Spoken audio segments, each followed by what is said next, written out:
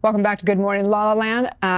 Sloane Siegel, who is Dwight in Shining Armor. How the hell are you? You look amazing. I thought I'd actually try and have some style. Okay, honestly, you are amazing. You've been in like 50 films, like so many incredible. commercials. Yeah, reading your like, bio was it's incredible. What? Thanks. No, it's just and you look like you're parts here, parts there. 16. Just trying to do my best. Oh, thank you. Hey, I'm close to that. I was 16 a couple of years ago. Yeah. Once. Yeah.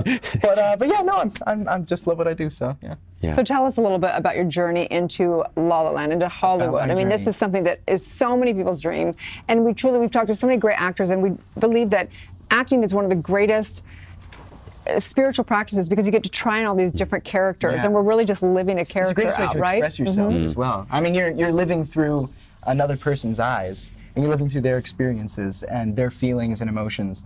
And it's definitely a challenging job, but for somebody that feels everything in the world like I do, it's pretty fun. It gives me a chance to channel that, you know. Whereas if I wasn't an actor, I don't know what I'd be doing. Right. Oh, you're an empath? You're an empath. Oh, I'm totally. Yeah. I'm 100%. So tell us about the actual journey into. Oh, yeah. So I was born in D.C. I grew up in West Virginia.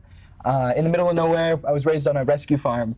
We rescued over 200 animals, you know, a bull, 16 horses, a bunch of dogs, bunch of cats, even a fish named Jesus. So Really?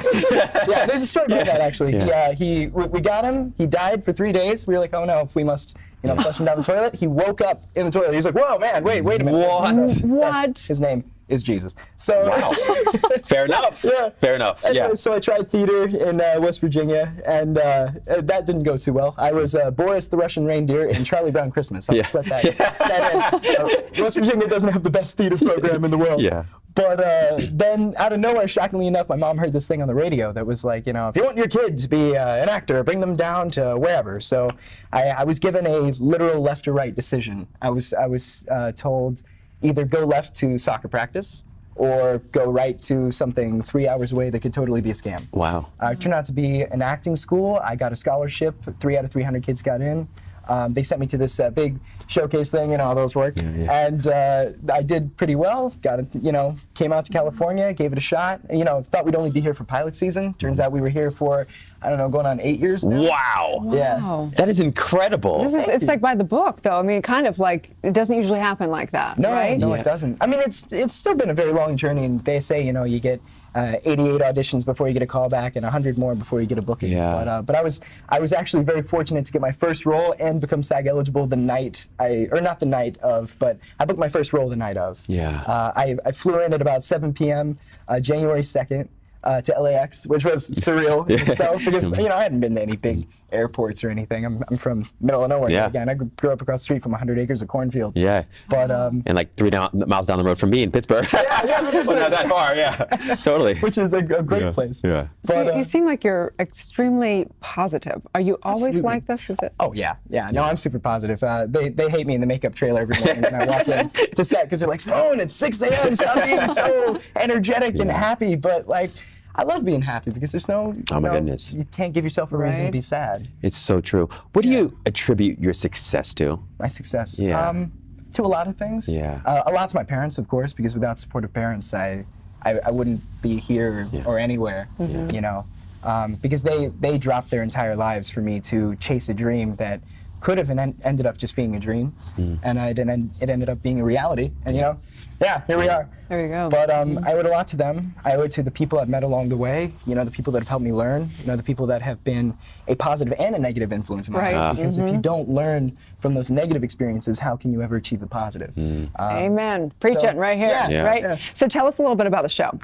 Dwight Shining Yeah, All right, well, it is about a modern-day kid who accidentally falls into a buried castle from 1,000 years ago, lands lip to lip with a gothic princess, and wakes her up along with her court magician, her allies, and hordes of enemies. Wow. And it's a half-hour medieval adventure comedy. I love it. That is so cool. So what do you love most about your character in the role? Oh, my gosh. I love that he has...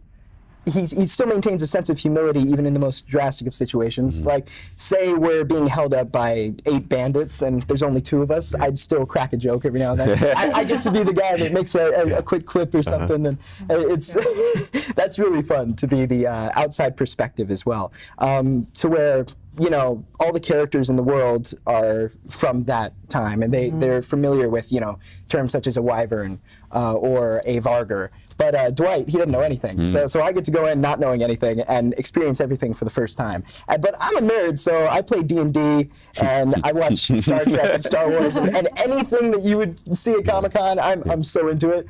So being on a show that's involved in all these different mythologies and folklores. I mean, I used to go to the Renaissance Fair. Right. So how do you think that mythology plays into somebody who's you know, a young man in today's world with just the way technology and the whole world is? What would you say?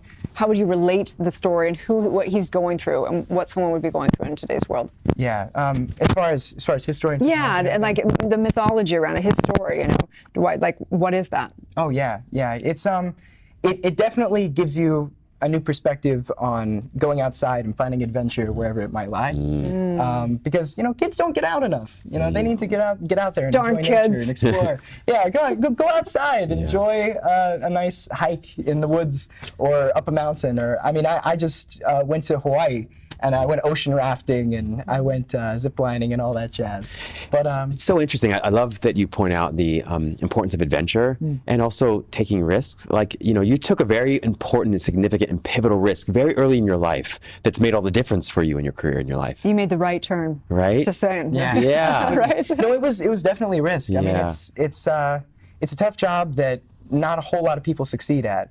And the fact that I have succeeded, I'm very thankful, and I'm very thankful to, especially the people that watch the things that I'm in, and the people that I've met along the way and everything. Because without them, I mean, you know, there's a man named Daniel Henning who does the thing called the Young Playwrights Festival, which they are you familiar with that? Of course. Oh yeah, it's a great program. And I'm not an actor, I just know. I mean, He's a great guy. But he says something every night at the Playwrights Festival. He says, you know, without the audience, this would just be rehearsal. Touche. Yeah. Touche. Right. So we'd just be sitting here talking ourselves. But you know, we're thankful for everybody that's watching right now and everybody that watches in the future. No one watches, so. Looking back now, what would you say? I mean, you have so many credits to your name. What would you say have been some of the most memorable highlights to your career at this point? Oh wow. Or most memorable role? Definitely the big ones, the ones that lasted the longest, and the ones where I got to work with people that I grew up watching. Like I just got to do a guest spot on the Goldbergs, and I worked with Clancy Brown, who, if you don't know Clancy Brown, he's the voice of Mr. Krabs in SpongeBob. And of course, I watched SpongeBob growing up. I mean, a lot of kids did. Totally. So that was really fun. Every time he laughed in a scene, I was like, oh yeah. But and Gordimer as well. I mean, that was the turning point in my career.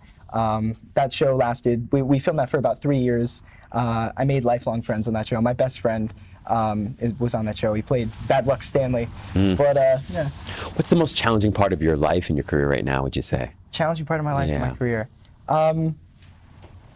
Getting myself to understand that everything's okay. You know, because I have the worst job security ever. I could be told tomorrow, hey, you know, we don't want you anymore. Totally. And that's happened to everybody.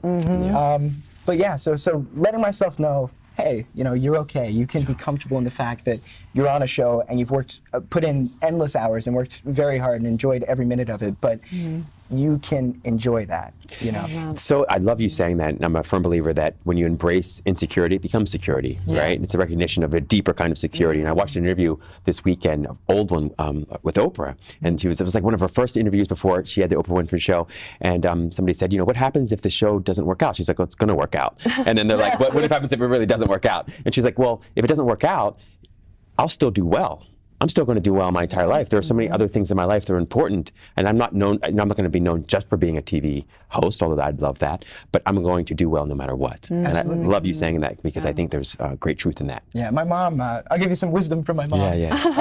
Moms have the best wisdom, by the way. Moms do have the best. Brownie points right now. But she always says, you know, no matter who you are or what the odds are against you, you have to overcome. Because my parents are amazing people that have overcome tremendous, you know, things in their lives, and I respect them, and I try and honor them by saying, you know, no matter what gets thrown at me, I can overcome it. Because, you know, if it's something tragic or something small, you know, just make sure you find one good thing in every day. Right. But that's like a practice. You have to like build that muscle around, like, you know, because we can easily focus on what's wrong or what's right. Oh yeah, you can give in to pain any second of the day, but it's up to you to, you know, bring joy to your life. Is there anything specific you do in order to maintain both that positive attitude but also the confidence. Yeah. Do you read? Do you listen Right. to things? There's Do a you? lot of confidence. Is it friends? Is Actually, it just? yeah, it's friends. It's an exercise I kind of made up where whenever I deal with a lot of anxiety and everything, you know. Being an empath. Yeah, being an That's- empath. You know, yeah, you feel hard to everything deal. in the room. And when you're feeling everything in the room and someone's, you know, not doing too well, of course, reach out to them and make sure they're all right. But for me personally, I think of every time I've made someone smile. I think of every time a friend of mine has smiled. I think of any time someone has, you know, been thankful to me or I've been thankful to them. And I just have that split second of an image in my mind and I hold on to it, you know. Wow. All my closest friends, even people that have just passed by in the street, you know. Well, you're just so lovely, and you take us to a place in mythology and a time where we get to get in that fantasy, but also knowing that that relates to here right now, saying yes to adventure. So thank you so much for saying yes, Absolutely. making the right turn, and shining your light so bright for all of us. Where can people find and follow you? Find and follow me. They can find and follow me on all forms of social media at Sloane Siegel, SLOANESIEGEL. Yeah, there's an E on there. I forget it all the time. That's fine. Awesome. So Starbucks is appreciate you. Thank you so much. So Stay tuned. appreciate We'll be so right back. much.